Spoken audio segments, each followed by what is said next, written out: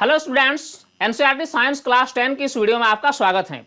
इस वीडियो में हम 10th क्लास साइंस के चैप्टर 7 नियंत्रण एवं समन्वय यानी कंट्रोल एंड कोऑर्डिनेशन के बारे में पढ़ेंगे। इस वीडियो में पूरे चैप्टर को स्टेप बाय स्टेप बारीकी से समझाया गया है, तो ये वीडियो आपके लिए काफी हेल्पफुल होने वाली है। इस वीडियो को आप लास्ट तक जरूर देखें। तो आइए वीडियो हम शुरू करते हैं। जैसा कि आप जानते हैं, इस चैप्टर का नाम है नियंत्रण एवं समन्वय। तो सबसे पहले हमें जानना होगा कि नियंत्रण एवं समन्वय से क्या अभिप्राय है, अर्थात नियंत्रण और समन्वय का वास्तविक अर्थ क्या है। जीवों में विभिन्न कोशिकाएं, ऊतक, अंग एवं अंगतंत्र अनेक प्रकार की कार्य करती हैं। किसी भी सजीव के शरीर की जितने भी कोशिकाएं हैं, अंग, अंगतंत्र या ऊतक हैं, ये अपना अपना कार्य करती हैं और सजीव को जिंदा रहने के लिए सभी भागों का सुचारू रूप से कार्य करना अति आवश्यक है। उदाहरण के तौर पर हम देख सकते हैं कि हृदय जो है वह रक्त को शरीर के चारों ओर पंप करती है। ठीक उसी प्रकार फेफड़े जो हैं वह ऑक्सीजन ग्रहण करती हैं और कार्बन डाइऑक्साइड छोड़ती हैं। इसी प्रकार अगर हम बात करें हमारी आंतों की, तो ये पाचन में सहायक होती है। इस प्रकार सजीव के शरीर की हर अंग अपना अपना कार्य करती है। सभी तरह की कार्य एक सुनियोजित तरीके से होती है। अगर आप गौर से देखें तो किसी भी सजीव के शरीर में जितने तरह की कार्य होती हैं, यह सभी कार्य एक सुनियोजित तरीके से होती है। सजीव का शरीर आवश्यकता के अनुसार विभिन्न कार्यों को नियंत्रित करती है। अब सजीव का जो शरीर है यह विभिन्न अंगों की कार्य को नियंत्रित करती है, यानी कब और कहां कौन सा अंग को किस प्रकार का कार्य करना चाहिए, किस अंग को कब तीव्र गति से कार्य करना चाहिए और किस अंग को कब धीरे धीरे कार्य करना चाहिए। यह सजीव का शरीर विभिन्न अंगों को अपने नियंत्रण में रखती है। अतः जीवों में नियंत्रण आवश्यक है। इस प्रकार हम कह सकते हैं कि किसी भी सजीव के शरीर में जितने प्रकार की कार्य होती हैं, इन सभी कार्यों पर सजीव का नियंत्रण होना अति आवश्यक है और ये नियंत्रित करती हैं हमारी शरीर खुद। यानी किसी भी सजीव को जिंदा रहने के लिए उनके विभिन्न कोशिकाएं, ऊतक, अंग और अंगतंत्र की कार्य प्रणाली को नियंत्रित में रखना अति आवश्यक है।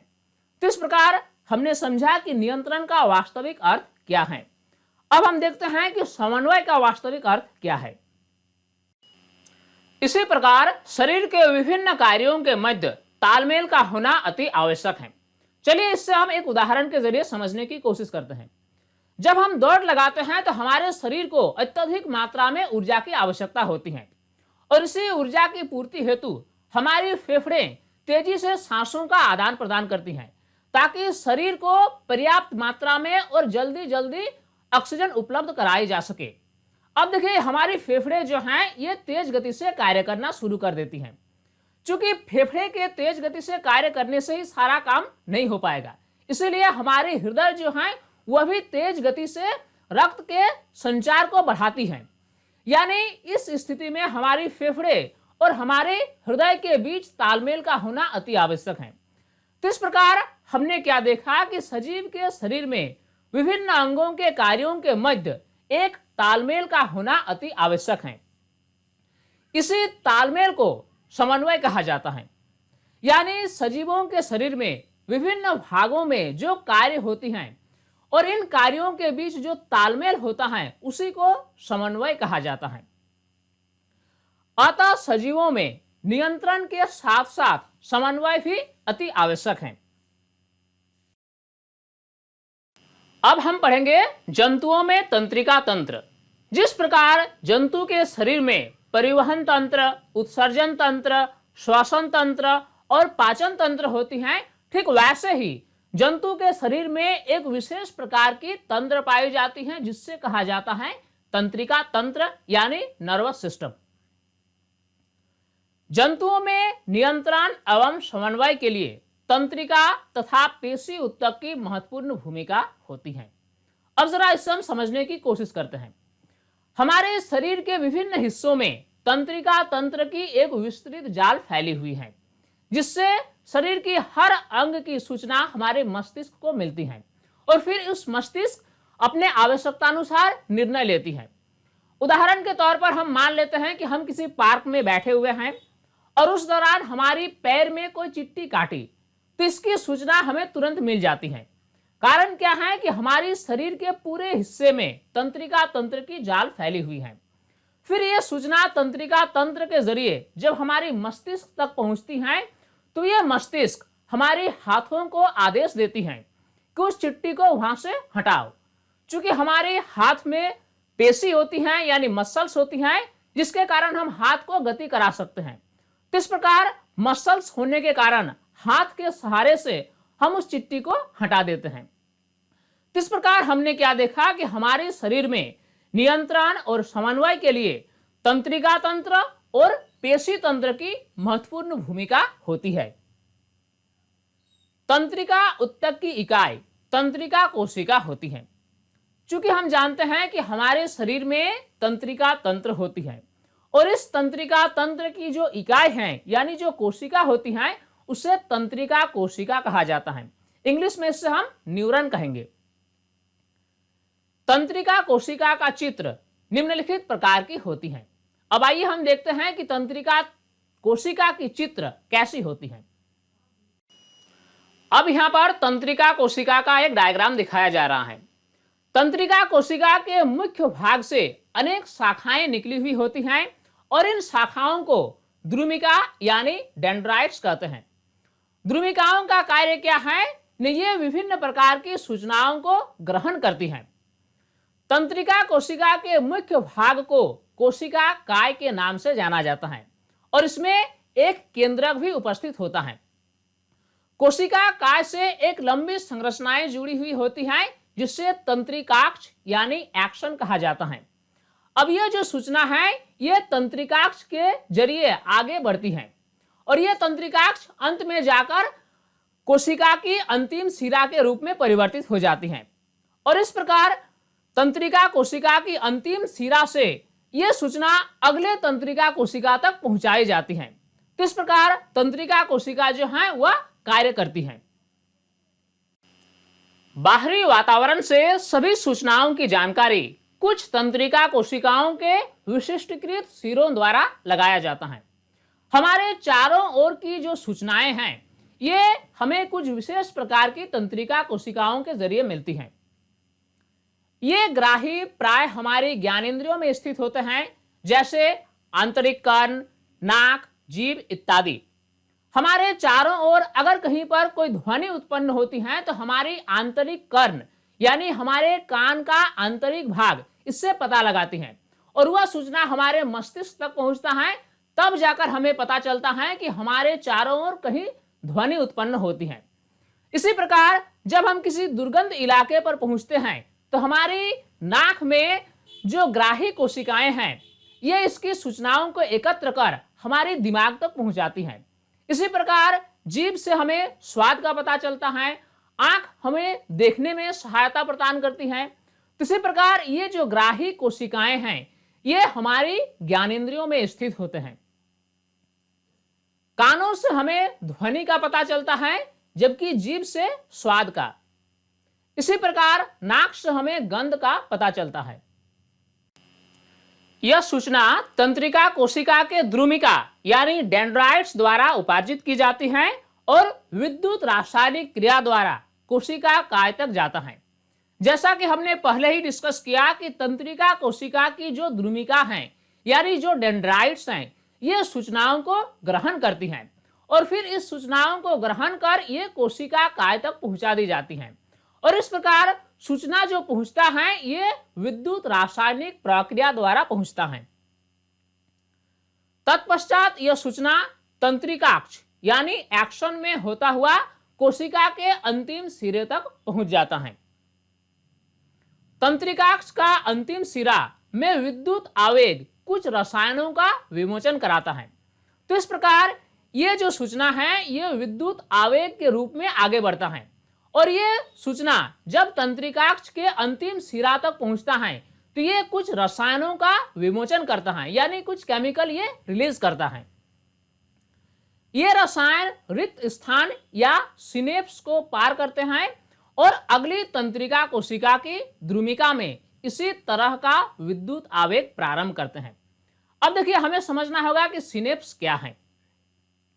एक तंत्रिका कोशिका दूसरे तंत्रिका कोशिका से सीधे तौर पर जुड़ी हुई नहीं रहती है, यानी दो कोशिकाओं के बीच एक रिक्त स्थान होता है और इसी रिक्त स्थान को सिनेप्स कहा जाता है।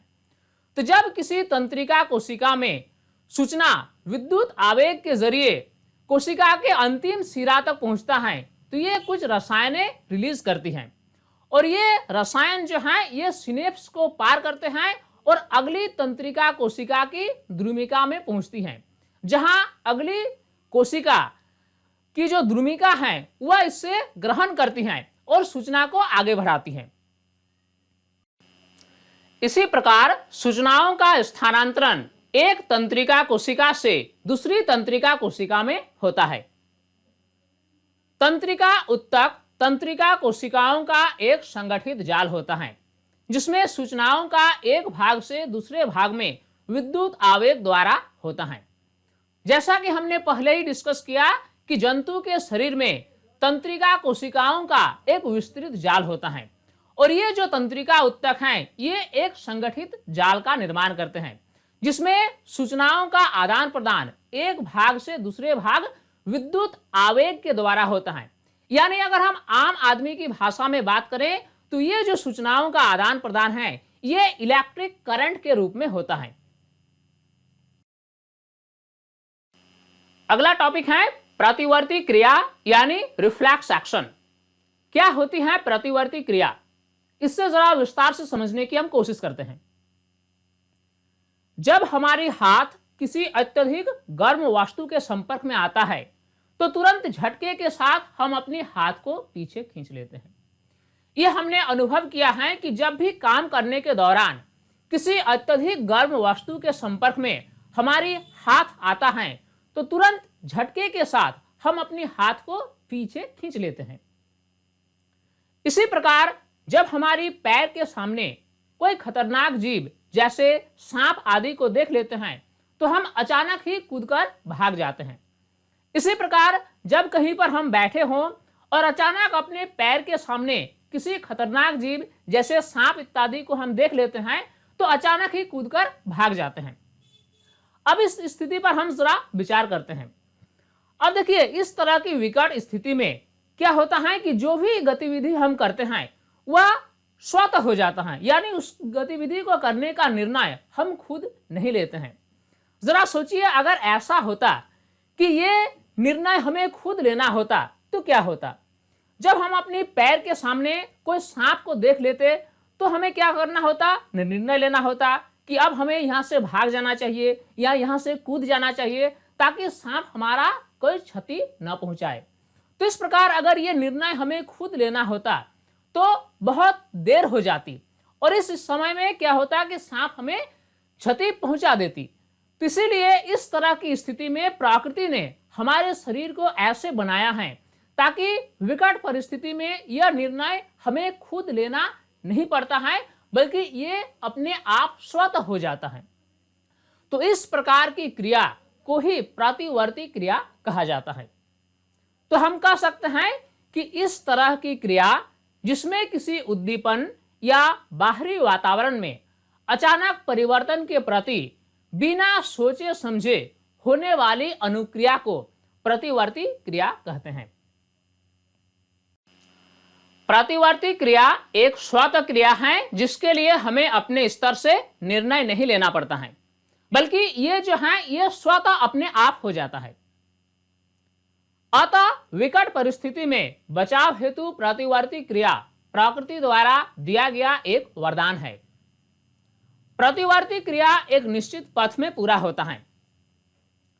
ग्राही न्यूरॉन सूचनाओं को मेरुरज्जु तक पहुंचाता है, फिर उचित कार्य करने का संदेश मेरुरज्जु से प्रभावक न्यूरॉन तक जाता है। अब देखिए, ये जो प्रतिवर्ती क्रिया है ये एक निश्चित पथ में पूरा होता है। जो हमारी ग्राही न्यूरॉन है, यानी वैसे न्यूरॉन जो हमारी ज्ञानेंद्रियों में स्थित हैं, जहां से सूचनाओं को एकत्र किया जाता है, तो ये सूचनाएं मेरुरज्जु तक पहुंचने के बाद उचित कार्य करने का संदेश मेरुरज्जु प्रभावक न्यूरॉन को देता है। उदाहरण हम ले लेते हैं कि जब हम अपने पैरों के सामने किसी सांप को देखते हैं तो हमारी आंखें इसकी सूचना हमारी मेरुरज्जु तक पहुंचाता है और फिर मेरुरज्जु से स्वतः ही ये संदेश प्रभावक न्यूरॉन को यानी हमारी पैर की पेशियों तक पहुंचता है कि आप यहां से भाग जाएं। तो इस प्रकार प्रतिवर्ती क्रिया जो है ये एक निश्चित पथ में पूरा होता है, यानी ग्राही न्यूरॉन से मेरुरज्जु और मेरुरज्जु से प्रभावक न्यूरॉन तक। तो इस प्रकार एक निश्चित पथ में प्रतिवर्ती क्रिया पूरा होता है। अर्थात ग्राही न्यूरॉन, मेरुरज्जु और प्रभावक न्यूरॉन मिलकर जो पथ बनाते हैं उसे प्रतिवर्ती चाप कहते हैं। यानी प्रतिवर्ती चाप जो है वह एक पथ है, एक रास्ता है जो ग्राही न्यूरॉन, मेरुरज्जु और प्रभावक न्यूरॉन मिलकर बनाते हैं। अब अगला टॉपिक है मानव मस्तिष्क यानी ह्यूमन ब्रेन। मनुष्यों में पूर्ण विकसित तंत्रिका तंत्र होती हैं जो मस्तिष्क, मेरुरज्जु और तंत्रिका ऊतक की बनी होती हैं। जैसा कि हम जानते हैं कि हमारे शरीर में एक पूर्ण विकसित तंत्रिका तंत्र होती है और इसी तंत्रिका तंत्र का हिस्सा है हमारी मस्तिष्क, मेरुरज्जु और तंत्रिका ऊतक। मस्तिष्क खोपड़ी के अंदर सुरक्षित रहता है जो पूरे शरीर एवं स्वयं तंत्रिका तंत्र का नियंत्रण कक्ष होता है। अब ये जो मस्तिष्क है ये एक कोमल अंग है, इसीलिए सुरक्षा के लिए प्रकृति ने ऐसा बनाया है कि ये हमारी खोपड़ी के अंदर सुरक्षित रहता है और ये जो मस्तिष्क है ये हमारी पूरे शरीर को एवं पूरे तंत्रिका तंत्र को नियंत्रित करती है। मेरुरज्जु एक लंबी ट्यूब्यूलर तंत्रिका ऊतक है जो रीढ़ की हड्डी के अंदर रहता है। अब ये जो मेरुरज्जु है ये भी तंत्रिका तंत्र का एक हिस्सा है और ये भी एक कोमल अंग है, इसीलिए इसकी सुरक्षा के लिए रीढ़ की हड्डी के अंदर ये रखा गया है। हमारी प्रकृति ने हमारे शरीर को ऐसे बनाया है कि ताकि हमारी मेरुरज्जु को किसी प्रकार की आघात से बचाया जा सके। मस्तिष्क तथा मेरुरज्जु केंद्रीय तंत्रिका तंत्र बनाते हैं जो शरीर के सभी भागों से सूचनाएं प्राप्त करते हैं और इसका समाकलन करते हैं। हमारी जो मस्तिष्क है और जो मेरुरज्जु हैं ये केंद्रीय तंत्रिका तंत्र का हिस्सा हैं। ये सभी भागों से सूचनाएं प्राप्त करते हैं और इसका समाकलन करते हैं और आवश्यक निर्णय लेते हैं। मस्तिष्क के 3 मुख्य भाग होते हैं। पहला है अग्र मस्तिष्क, दूसरा है मध्य मस्तिष्क और तीसरा है पश्च मस्तिष्क। इस प्रकार मस्तिष्क के 3 मुख्य भाग होते हैं। मस्तिष्क का मुख्य सोचने वाला भाग अग्र मस्तिष्क है, यानी अग्र मस्तिष्क में ही व्यक्ति सोचने का कार्य करता है। अग्र मस्तिष्क के अलग अलग क्षेत्र सुनने, सूंघने, देखने आदि के लिए विशिष्टकृत हैं। यानी हमारी दिमाग की जो सुनने, सूंघने या देखने की क्षमता है ये अग्र मस्तिष्क के अलग अलग हिस्सों से संबंधित है। अग्र मस्तिष्क के विभिन्न क्षेत्र पृथक होते हैं जहां इन संवेदी सूचनाओं का अर्थ लगाया जाता है। हमारी ज्ञानेंद्रिय से जो सूचनाएं हमारी मस्तिष्क तक पहुंचती हैं तो ये सूचनाएं अलग अलग क्षेत्र में इसका वास्तविक अर्थ लगाया जाता है। इन सूचनाओं के आधार पर निर्णय लिया जाता है कि अनुक्रिया तथा सूचनाएं प्रेरक क्षेत्र तक कैसे पहुंचाई जाए जो ऐच्छिक क्रिया को नियंत्रित करती हैं। यानी कहने का मतलब यह हुआ कि ये जो पृथक क्षेत्र होते हैं ये निर्णय लेती हैं कि इस परिस्थिति में क्या किया जाए। अर्थात ऐच्छिक क्रियाओं का केंद्र अग्र मस्तिष्क होता है। हमारे शरीर में कुछ क्रियाएं ऐच्छिक होती हैं जबकि कुछ क्रियाएं अनैच्छिक होती हैं। ऐच्छिक क्रियाएं वैसे क्रियाएं हैं जो हमारी इच्छा के अनुसार होती हैं, जैसे चलना, फिरना, उठना, बैठना। ये सभी क्रियाएं हम अपनी इच्छानुसार जब चाहें तब कर सकते हैं। लेकिन कुछ ऐसी क्रियाएं हैं जिससे अनैच्छिक क्रियाएं कहते हैं और इस प्रकार की क्रियाओं को हम अपनी इच्छा अनुसार नहीं कर सकते हैं। जैसे हृदय की धड़कन, इससे हम इच्छा अनुसार बढ़ा या घटा नहीं सकते हैं। इसी प्रकार सांसों का आदान प्रदान, इससे भी हम अपनी इच्छानुसार रोक नहीं सकते हैं। यानी वैसे क्रियाएं जो हमारी इच्छा के अनुसार न हो तो उससे अनैच्छिक क्रियाएं कहते हैं। तो ऐच्छिक क्रियाएं का जो केंद्र है वह अग्र मस्तिष्क होता है। शरीर का तापमान एवं भूख का केंद्र हाइपोथैलेमस है। ये पॉइंट बहुत ही महत्वपूर्ण है और इस पॉइंट से अक्सर कॉम्पिटिटिव एग्जाम में क्वेश्चन पूछा जाता है कि तापमान या भूख का केंद्र क्या है। तो तापमान या भूख का केंद्र हाइपोथैलेमस होता है और हाइपोथैलेमस हमारे मस्तिष्क का एक महत्वपूर्ण भाग होता है। हमारे शरीर की अनैच्छिक क्रियाओं को हम सोचकर या चाहकर भी नियंत्रित नहीं कर सकते हैं। जैसे स्वादिष्ट खाद्य पदार्थों को देखकर मुंह में पानी आना। जब हम स्वादिष्ट खाद्य पदार्थों को देखते हैं तो हमारी मुंह में पानी आ जाती है। ये एक अनैच्छिक क्रिया है जो हम अपनी इच्छानुसार उससे बदल नहीं सकते हैं। भोजन का पाचन यह भी एक अनैच्छिक क्रिया है। इसी प्रकार हृदय की धड़कन, उल्टी आना, रक्तदाब नियंत्रित करना इत्यादि अनैच्छिक क्रियाओं का उदाहरण है।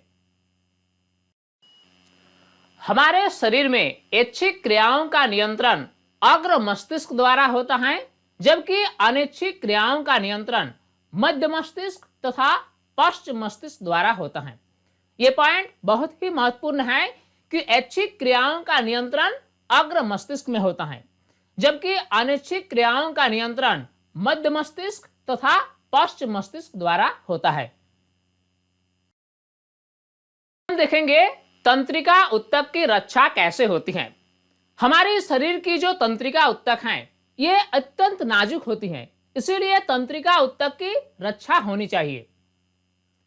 मस्तिष्क बहुत ही कोमल अंग है जो शरीर का एक महत्वपूर्ण भाग है। सुरक्षा के दृष्टिकोण से मस्तिष्क हड्डियों के एक बॉक्स में अवस्थित होता है। बॉक्स के अंदर एक विशेष प्रकार का तरल पदार्थ होता है जो प्रघात अवशोषक उपलब्ध कराता है। हमारी खोपड़ी के अंदर एक विशेष प्रकार का तरल पदार्थ होता है और ये प्रघात अवशोषक हैं, यानी किसी भी प्रकार की बाहरी आघात से मस्तिष्क को चोट पहुंचाने से बचाता है। इसी प्रकार रीढ़ की हड्डी से मेरुरज्जु की रक्षा होती है। मेरुरज्जु जो है ये एक ट्यूब्यूलर उत्तक है जो काफी नाजुक होती है और इसीलिए इसकी सुरक्षा के लिए रीढ़ की हड्डी के अंदर से मेरुरज्जु पार होता है। अब अगला टॉपिक है पादपों में समन्वय। पौधों में समन्वय का कार्य कैसे होता है। शरीर की क्रियाओं के नियंत्रण तथा समन्वय के लिए जंतुओं में तंत्रिका तंत्र तथा पेशियां होती हैं। जैसा कि अभी हमने पढ़ा कि जंतुओं के शरीर में नियंत्रण तथा समन्वय के कार्य करने के लिए तंत्रिका तंत्र और पेशियां होती हैं, परंतु पादपों में इस तरह की तंत्रिका तंत्र और पेशियां नहीं होती हैं। फिर भी पादपों में नियंत्रण तथा समन्वय का कार्य होता है। जब हम छुई मुई की पत्तियों को स्पर्श करते हैं तो यह तेजी से मुड़कर झुक जाती हैं। आपने ये अनुभव किया होगा कि जब भी हम छुई मुई की पत्तियों को स्पर्श करते हैं तो यह तेजी से मुड़कर नीचे झुक जाती है। जब बीज अंकुरित होती है तो जड़ें नीचे की ओर तथा तना ऊपर की ओर आता है। देखिए, पौधों में कोई तंत्रिका तंत्र नहीं होती है, लेकिन फिर भी इससे पता चल जाता है कि नीचे यानी मिट्टी किधर है तथा प्रकाश किधर है, और इस प्रकार जड़ों को मिट्टी के नीचे भेजती है जबकि तना को मिट्टी से ऊपर भेजती है। इस प्रकार पादप दो भिन्न प्रकार की गतियां दर्शाते हैं। पौधों में जो गतियां होती हैं ये दो प्रकार की होती हैं। पहला है वृद्धि संबंधी गति और दूसरा है वृद्धि से मुक्त गति। यानी पौधों में कुछ ऐसी गतियां होती हैं जो वृद्धि के कारण होती हैं, जबकि कुछ ऐसी गतियां होती हैं जिसमें वृद्धि संबंधित नहीं है। अगर हम उदाहरण ले लें कि बीजों का अंकुरण होना, तो इसमें क्या होता है कि इसमें जड़ें नीचे की ओर और तना ऊपर की ओर जाती हैं, यानी इस प्रकार की वृद्धि में गति होती है और ये गति वृद्धि संबंधी गति है। लेकिन जब हम छुई की पत्तियों को स्पर्श करते हैं तो ये तुरंत मुरझाकर नीचे झुक जाती हैं। तो ये जो गति है ये वृद्धि से संबंधित नहीं है, यानी ये वृद्धि से मुक्त गति है। अब हम देखेंगे कि पौधे किस प्रकार उद्दीपन के लिए तत्काल अनुक्रिया करती हैं। उद्दीपन का मतलब होता है कि वातावरण में किसी भी प्रकार की परिवर्तन। इसके लिए हम उदाहरण लेंगे छुई का। छुई की पत्तियों को स्पर्श करने से यह तत्काल मुड़कर नीचे झुक जाती है। छुई के पौधे में कोई तंत्रिका तंत्र या पेशी नहीं होती, फिर भी यह कैसे स्पर्श का संसूचन करता है और किस प्रकार अनुक्रिया में पत्तियां गति करती हैं। छुई के पौधों में जंतु की तरह कोई तंत्रिका तंत्र या पेशी नहीं होती, फिर भी पौधे ये कैसे अनुभव कर लेता है कि इसकी पत्तियों को स्पर्श किया गया, और इस प्रकार स्पर्श करने से इसकी पत्तियां तुरंत प्रतिक्रिया करने के कारण मुरझाकर नीचे झुक जाती है। छुई के स्पर्श वाला बिंदु तथा गति वाला बिंदु दोनों भिन्न हैं। आप देखेंगे कि जब छुई के पत्तियों को आप स्पर्श करेंगे तो जिस बिंदु पर आप स्पर्श किए और जिस बिंदु पर यह डाली मुड़कर नीचे झुक गई, ये दोनों बिंदु यानी स्पर्श करने वाला बिंदु और गति वाला बिंदु दोनों भिन्न होता है। अतः स्पर्श होने की सूचना गति वाले बिंदु तक संचारित होती है। आप देखेंगे कि जब छुई के पत्तियों को स्पर्श किया जाता है तो जिस पत्ती को हम स्पर्श करते हैं सिर्फ वही पत्ती नहीं मुड़ती, बल्कि पूरी शाखा मुरझा जाती है। तो इस प्रकार स्पर्श होने की सूचना जो है ये संचारित होती है। पादप में यह सूचना एक कोशिका से दूसरी कोशिका तक संचारित करने के लिए वैद्युत रसायन साधन का उपयोग किया जाता है। चूंकि पौधों में कोई तंत्रिका तंत्र नहीं होती है, इसीलिए सूचनाओं के संचरण के लिए विद्युत रसायन साधन का उपयोग किया जाता है। गति करने के लिए कुछ कोशिकाओं को अपनी आकृति बदलनी होती है। चूंकि पौधों में जो गति होती है, अगर हम बात करें छुई की, तो छुई में जो गति होती है तो इसकी गति के पीछे का जो कारण है वह यह है कि कुछ कोशिकाएं अपनी आकृति बदल लेती है। कोशिकाएं जल की मात्रा में परिवर्तन करके अपनी आकृति बदल लेती हैं। परिणाम स्वरूप फूलने या सिकुड़ने में उनका आकार बदल जाता है। अब ये जो गति होती है, ये गति का कारण यह है कि कोशिकाएं जल की मात्रा में परिवर्तन करती हैं, जिसके परिणाम स्वरूप कोशिकाएं फूलती हैं और सिकुड़ती हैं, और इसी दौरान इसका आकार बदल जाता है और पौधों में गति होती है। इस प्रकार छुई उद्दीपन के प्रति अनुक्रिया करती है। वृद्धि के कारण गति। पौधों में वृद्धि के कारण भी कुछ गतियां होती है। मटर के पौधे की तरह कुछ पादप दूसरे पादप पर या बाड़ पर प्रतान की सहायता से ऊपर चढ़ते हैं। ऐसा देखा गया है कि कुछ ऐसे पौधे होते हैं जैसे मटर या इस तरह के कुछ पौधे जो दूसरे पौधों के ऊपर या बाड़ के ऊपर प्रतान की सहायता से ऊपर चढ़ते हैं। तो इस प्रकार उनकी वृद्धि के कारण पौधों में गति होती है। इस प्रकार पादप धीरे धीरे निश्चित दिशा में गति करते हैं। प्रकाश या गुरुत्व के कारण भी पौधों की वृद्धि वाले भाग में दिशा परिवर्तन होते हैं। ऐसा देखा गया है कि पौधे का जो जड़ तंत्र है वह गुरुत्व की ओर गति करता है, और उसका जो प्रारोह तंत्र है यानी तना और शाखाएं ये प्रकाश की तरफ वृद्धि करते हैं। तो इस प्रकार प्रकाश और गुरुत्व जो है पौधों की वृद्धि में सहायक होते हैं। तो हम लिख सकते हैं कि पौधे का प्रारोह तंत्र प्रकाश की ओर गति करता है, जबकि जड़ तंत्र प्रकाश से दूर यानी गुरुत्व के खिंचाव के अनुदिश गति करता है। मिट्टी में पौधे की जड़ें उस ओर वृद्धि करते हैं जहां जल उपलब्ध रहता है। ऐसा देखा गया है कि पौधे की जो जड़ें हैं वह उस ओर गति करते हैं, उस ओर वृद्धि करते हैं जिस तरफ जल की पर्याप्त मात्रा मौजूद होती है। अब अगला टॉपिक है जंतुओं में हार्मोन। अभी तक के डिस्कशन में हमने ये देखा कि जंतुओं में तंत्रिका तंत्र होती हैं और तंत्रिका तंत्र के सहारे से जंतुओं में नियंत्रण और समन्वय का कार्य होता है। तंत्रिका तंत्र के अलावा जंतुएं नियंत्रण और समन्वय का कार्य हार्मोन के द्वारा भी करते हैं। जंतु कुछ विशेष प्रकार के रसायनों का संश्लेषण करता है जिससे हार्मोन कहा जाता है। हार्मोन का उपयोग विभिन्न प्रकार के नियंत्रण एवं समन्वय के कार्यों को करने के लिए किया जाता है। गिलहरी जब विषम परिस्थिति में होती है तो वे अपना शरीर लड़ने के लिए या भाग जाने के लिए तैयार करती हैं।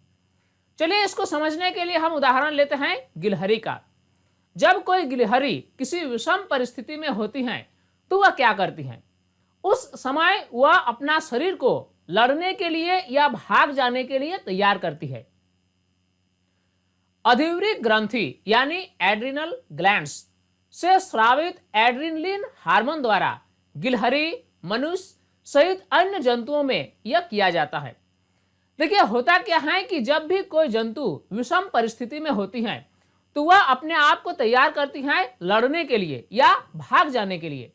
तो इसके लिए वह क्या करती है कि उसकी जो एड्रिनल ग्लैंड्स हैं यानी अधिवृक्क ग्रंथि जो कि किडनी के ऊपर यानी वृक्क के ऊपर मौजूद होती है, इससे एक विशेष प्रकार की हार्मोन मुक्त होती है जिसका नाम है एड्रिनलिन। और ये जो है ये जंतु को एक्टिव बनाती है ताकि वह हर स्थिति का सामना कर सके। एड्रिनलिन सीधा रुधिर में स्रावित हो जाता है और शरीर के विभिन्न भागों तक पहुंचा दिया जाता है। जो अधिवृक्क ग्रंथियां हैं यानी एड्रिनल ग्लैंड, ये जो हार्मोन स्रावित करती हैं यानी एड्रिनलिन, ये सीधे रुधिर में स्रावित करती हैं और इस प्रकार रुधिर के द्वारा ये शरीर के विभिन्न हिस्सों तक पहुंचा दिए जाते हैं। एड्रिनलिन हार्मोन के स्राव से हृदय की धड़कन बढ़ जाती है ताकि हमारी पेशियों को अधिक रक्त की आपूर्ति की जा सके। जब रक्त में एड्रिनलिन हार्मोन आ जाती हैं तो ये हृदय उसकी सूचना को ग्रहण करती है और हृदय की धड़कन बढ़ जाती है। पाचन तंत्र तथा त्वचा में रुधिर की आपूर्ति कम हो जाती है। तो इस प्रकार इसमें क्या होता है कि पाचन तंत्र में और त्वचा में रुधिर की आपूर्ति कम हो जाती है ताकि अधिक से अधिक रक्त पेशियों को आपूर्ति की जा सके। फेफड़े में श्वसन दर बढ़ जाता है ताकि शरीर को अधिक ऑक्सीजन मिल सके। तो इस प्रकार एड्रिनलिन हार्मोन के स्राव से फेफड़े की श्वसन दर भी बढ़ जाती है ताकि शरीर को अधिक से अधिक मात्रा में ऑक्सीजन प्राप्त हो सके। ये सभी अनुक्रियाएं मिलकर जंतु शरीर को स्थिति से निपटने के लिए तैयार करती हैं। तो इस प्रकार एड्रिनलिन हार्मोन के स्राव होने से इन सभी गतिविधियों को पूरा किया जाता है, जिसके कारण ये सभी गतिविधियों के कारण जंतु का जो शरीर है वह स्थिति से निपटने के लिए तैयार हो जाती है। अतः हार्मोन हमारे शरीर में नियंत्रण एवं समन्वय का दूसरा मार्ग है। चूंकि हमने पहले डिस्कस किया कि तंत्रिका तंत्र हमारे शरीर में नियंत्रण और समन्वय का कार्य करती हैं, ठीक वैसे ही हमारे शरीर में नियंत्रण और समन्वय का कार्य हार्मोन द्वारा भी किया जाता है। हमारे शरीर में अवटु ग्रंथि को थायरॉक्सिन हार्मोन बनाने के लिए आयोडीन की आवश्यकता होती है। हमारे शरीर में अवटु ग्रंथि होती है, इससे इंग्लिश में थायराइड ग्लैंड कहा जाता है, जो कि हमारे गले में उपस्थित होती हैं। तो ये ग्लैंड थायरॉक्सिन हार्मोन का संश्लेषण करती हैं। इसके लिए इस ग्लैंड को आयोडीन की आवश्यकता होती है। अतः हमें भोजन में आयोडीन युक्त नमक का ही इस्तेमाल करना चाहिए। हमारे आहार में आयोडीन की कमी होने से गाइटर यानी घेंघा रोग हो सकता है। इस बीमारी का लक्षण फूली हुई गर्दन है। जो व्यक्ति घेंघा रोग से पीड़ित हो जाते हैं उसका लक्षण यह है कि उसकी गर्दन फूली हुई हो जाती है। कुछ व्यक्ति बहुत छोटे अर्थात बौने होते हैं या बहुत अधिक लंबे होते हैं। पीयूष ग्रंथि से स्रावित होने वाले वृद्धि हार्मोन इसके लिए उत्तरदायी होते हैं। अब कोई भी व्यक्ति बौने होंगे या बहुत अधिक लंबे होंगे, ये इस बात पर निर्भर करती हैं कि उनकी पीयूष ग्रंथि से कितनी मात्रा में वृद्धि हार्मोन का स्राव होता है। बाल्यकाल में इस हार्मोन की कमी से व्यक्ति बौनापन का शिकार हो जाता है। बाल्य अवस्था में अगर व्यक्ति में यह हार्मोन की कमी हो जाए तो व्यक्ति बौनापन का शिकार हो जाता है, जबकि इसके अत्यधिक स्राव से व्यक्ति बहुत लंबे हो जाते हैं। 10-12 वर्ष की आयु के लड़के तथा लड़कियों में अनेक शारीरिक परिवर्तन देखने मिलते हैं। ऐसा देखा गया है कि जब बच्चे 10 या 12 साल की उम्र पर पहुंचते हैं तो इसमें लड़के तथा लड़कियों में अनेक प्रकार की शारीरिक परिवर्तन देखने मिलते हैं। ये परिवर्तन यौवनारंभ से संबंधित हैं, क्योंकि नर में टेस्टोस्टेरोन तथा मादा में एस्ट्रोजन का स्रावन होता है। जब बच्चे 10 से 12 साल की उम्र पर पहुंच जाते हैं तो लड़कों में टेस्टोस्टेरोन तथा लड़कियों में एस्ट्रोजन नामक हार्मोन का स्रावन होता है और इन्हीं हार्मोन के कारण शारीरिक परिवर्तन दिखाई देते हैं। इंसुलिन एक हार्मोन है जिसका उत्पादन अग्नाशय में होता है और जो रुधिर में शर्करा के स्तर को नियंत्रित करने में सहायता करता है। आपने सुना होगा कि इंसुलिन एक हार्मोन है और इसका जो उत्पादन है वह अग्नाशय यानी पैंक्रियाज में होता है। इस हार्मोन का सबसे महत्वपूर्ण काम जो है वह यह है कि रुधिर में यह शर्करा के स्तर को नियंत्रित करती है। इंसुलिन की कमी से व्यक्तियों में मधुमेह हो जाता है। अगर किसी व्यक्ति में इंसुलिन की कम मात्रा का स्रावन हो तो व्यक्ति में मधुमेह नामक बीमारी हो जाती है, यानी व्यक्ति डायबिटीज का शिकार हो जाता है। तो इस प्रकार इस वीडियो में हमने कोशिश किया पूरा चैप्टर को बारीकी से समझाने का। तो स्टूडेंट्स, उम्मीद करता हूं ये वीडियो आपके लिए काफी हेल्पफुल होगी और इस वीडियो से आपने काफी कुछ सीखा होगा। ये वीडियो आपको कैसा लगा आप हमें कमेंट सेक्शन में जरूर बताएं। साथ ही अगर आप हमारे YouTube चैनल साइंस प्लेटफॉर्म को अभी तक सब्सक्राइब नहीं किया है तो इससे अभी सब्सक्राइब कर लें, साथ में नोटिफिकेशन बेल को ऑन जरूर कर लें ताकि हर नई वीडियोस की अपडेट्स आपको आसानी से मिलती रहे। इस वीडियो को आप लाइक जरूर कर दें, क्योंकि आपकी लाइक से ही हमें इंस्पायरेशन मिलती है आपके लिए नई नई वीडियोस बनाने के लिए। स्टूडेंट्स, तब तक के लिए बाय।